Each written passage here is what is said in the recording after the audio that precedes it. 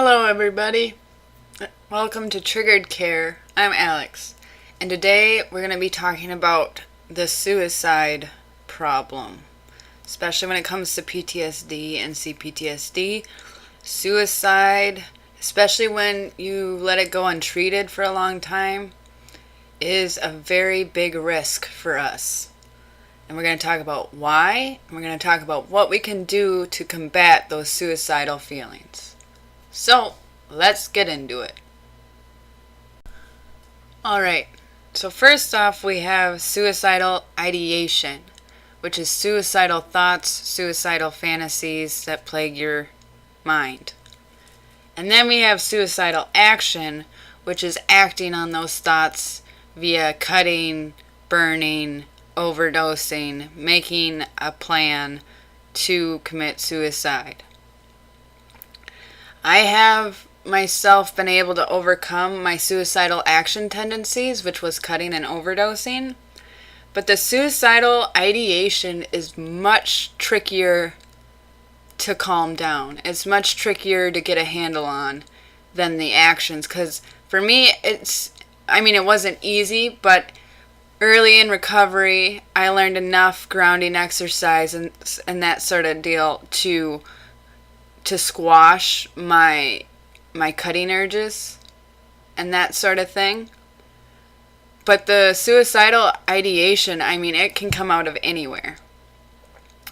And for me at least, if I'm having a good time or like I'm not having a bad time PTSD wise, and then that thought starts popping up, I just try to, shove it under the rug real quick.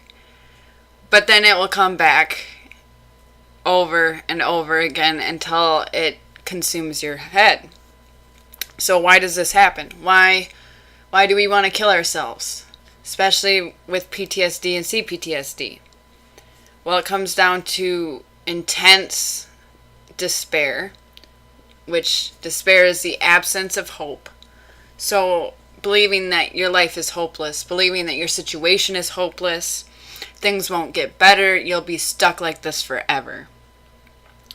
And a reason why that can come about, especially for us, is because triggers can be everywhere. And sometimes you realize that you were triggered, and sometimes you don't realize that you were triggered, but those triggers can cause these despair feelings to come back. Because you're being reminded of traumas, you're being reminded of horrible times in your life, and those little reminders are really going to get into your head and make you want to escape. And that falls into if you have an abusive past with someone who abused you regularly, you're already going to have this dysfunctional logic put into your brain that you don't matter and that people would be better off without you because you've had a person say that these sorts of things to you. So with the dysfunctional thinking going on and the delusions that go on while we're in the suicidal state, it's very, very hard to pull yourself out. You cannot just snap out of it. You can't just, oh, well, I'm happy now. Like the silly things of people saying get over it. You can't just get over it. It takes a lot of mental work. It takes time and it takes patience, but you can get through it and you can get better. So let's get into how to handle these suicidal ideations and actions. First thing, very important, seek professional help. Especially if what you're going through, you don't trust yourself, you feel like you can't take anymore. Go to the emergency room. Go to a health crisis center where you can get prompt help immediately, especially if you are a danger to yourself. The emergency room does take in suicidal people and help them through putting them into a facility with mental health professionals that can help you get diagnosed. It can help you sort through these suicidal feelings. It can help you by providing a group therapy environment to share and get validation. Very important. If you feel like you don't need the ER, but you are still worried about your suicidal ideation, definitely seek a professional counselor, therapist, somebody that you can talk to on a regular basis. I see my therapist weekly, and I feel like that's a pretty good amount to see her, because she has helped me through so much, especially with the suicidal thoughts. And I know it is scary to talk to your doctor about suicidal thoughts because you don't want to get locked up. I know, I have those exact same feelings. Even still, I'll find myself getting nervous talking about it, because when you first start talking about mental health, it's really hard to say these feelings that you were conditioned to keep to yourself. But first, find professional help. Support groups are great. Peer support groups are awesome. I love them. I recommend them. But they cannot replace professional help from people who went to college for years and years and years learning about the brain and learning about what medications may help, or whatever your sort of therapy is. Maybe all you need is talk therapy to feel better, and that's awesome. But find that resource for yourself. Put that in your toolkit. Second way to handle. So you got your professional help down. You got your therapist appointment. Now you need to learn how to talk to your loved ones about this. And this is very, very difficult. I know for me, I still have problems communicating sometimes when I'm feeling suicidal, because that voice will come in my head like, oh, you're just doing this for attention. And it's like, no, I'm not doing this for attention. I'm doing this because I feel awful. But there's going to be those abusive voices in your head trying to keep you quiet and almost re-traumatizing you in a way. So during these times, it is very important to reach out to your closest loved ones and tell them, I am having a hard time. Mentally, physically, I am having a really hard time. I feel like I'm on the edge and I don't know what to do. And have conversations about why you feel on edge. Have conversations about your triggers. Have conversations about the suicidal fantasies. Don't let them just coop up in your head. And maybe before you have a conversation, if you're really nervous about it, write out what you want to say before you say it. And maybe even more stuff will come out that you weren't even considering because you never took the time to sit down and think about it. So sitting down and writing out your feelings along with talking to loved ones and fostering that trusting vulnerability state with the people in your life, because you need that to get better. You need that trust in other people to get better. You cannot do this by yourself. None of us can do this by ourselves. And talking about this on support groups especially, you're going to have a lot of empathetic responses. You're going to have a lot of people who understand. And that's very validating. And also just getting the perspective of, this is delusional thinking. I'm not thinking clearly right now. Because it feels like you're thinking clearly while you're in it, because the logic is just so straight cut and just, well, that makes sense that I would be better off dead.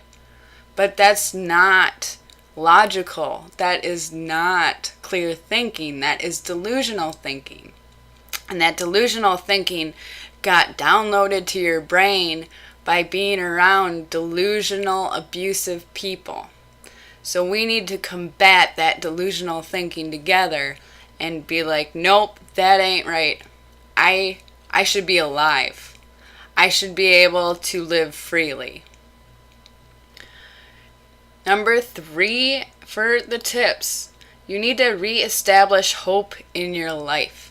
You need to find things to be hopeful for. And there are plenty of things to be hopeful for. It just takes a little bit of looking and a little bit of motivation.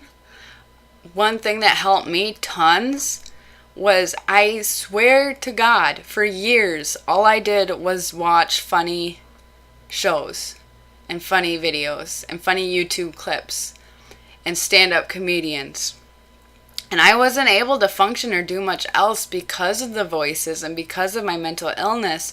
But throughout that, teaching myself to laugh more during the day, teaching myself to smile more during the day, or to find humor in everyday things has helped my hope meter considerably well. And I always know that I'm telling you guys to laugh more. But I'm serious. It really does help turn your life around when you practice laughing, when you allow yourself to laugh. You need to allow yourself to be a person in order to get through this real tough stuff. And then after you learn to laugh more, because that's good advice for when you can't get out of the house. That's good advice for when you're hermiting a lot and you find it really hard to go out. But once you get a little break where you can function better, you need to be going out more, and you need to be talking to more people and to more friends. You need to be fostering more friendships, pretty much. And whether that's through support groups, that's awesome. I love support groups. Or even maybe starting your own support group, which I've done in my town as well. And that's where you can meet a lot of like-minded people who are great support network people. I've met a lot of nice ladies through my local support group who are awesome. And so when I'm having a bad day, or say that I'm having issues with suicidal thoughts, I can message them about it, and then they help me climb out of it and climb out of that delusional thinking. And the last bit of advice I have for you is learn how to battle those voices in your head. Learn to battle the suicidal voice. Learn to battle the angry voice. And I've talked about these voices in my first video, Tribute to the Voices. But that suicidal voice is partly from the triggers, along with the abuser's voice in your head that tells you mean things. You're a piece of shit. Nobody loves you. Everybody hates you. That is not you. That is not your personhood. That is a conditioning that was done to you. So what you need to do is establish your personhood and trust yourself enough to stand up to that voice and be like, no, I see you for what you are. You are a demon from my past, and I'm not bowing down to you today, and I'm not bowing down to you anytime soon, so you can get the poop out of here. And it might take a while. It takes a while to get the courage to confront those voices in your head.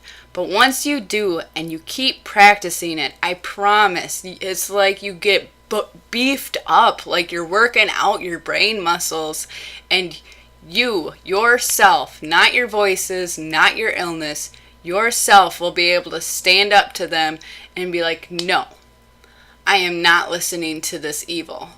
This evil was put into my head, and yeah, I might have to endure it sometimes, but I'm not going to let it control my actions, and I'm not going to let it control my thoughts of my personhood. Because that's not me. I'm going to get better, and believing I'm going to get better. Because you can. I promise you, you can. I promise you that. And it's so cliche to say, well, if I can get better, anybody can get better. But I was unable to move for almost a year straight. I was bedridden with terrible things. I have gotten autoimmune disorders. I have gotten conversion disorder. My body and my life has thrown so many things at me to try to trip me up. But you just gotta keep hammering it away, and sometimes it's gonna feel hopeless, but just know that it's not hopeless. It is never hopeless. There is always, even if that amount of hope is 0.1%, there is still a percent for hope that you gotta bet on. And that's what recovery is learning how to bet on the hope versus betting on the despair. Alrighty, I hope that was helpful. There's been a lot of suicide ideation on the support groups and stuff like that with people suffering with it. My heart goes out to you. My heart goes out to everybody who's had to experience this, which is probably everybody watching this. You are strong. You are strong people. And I'm proud of you guys and your recovery and your hope and your support. I mean, I love helping. So hopefully this was helpful. And together we can get through this, and we will. There are support chats down below along with my Facebook. Not my Facebook, but the TriggeredCare Facebook, along with the TriggeredCare Reddit page.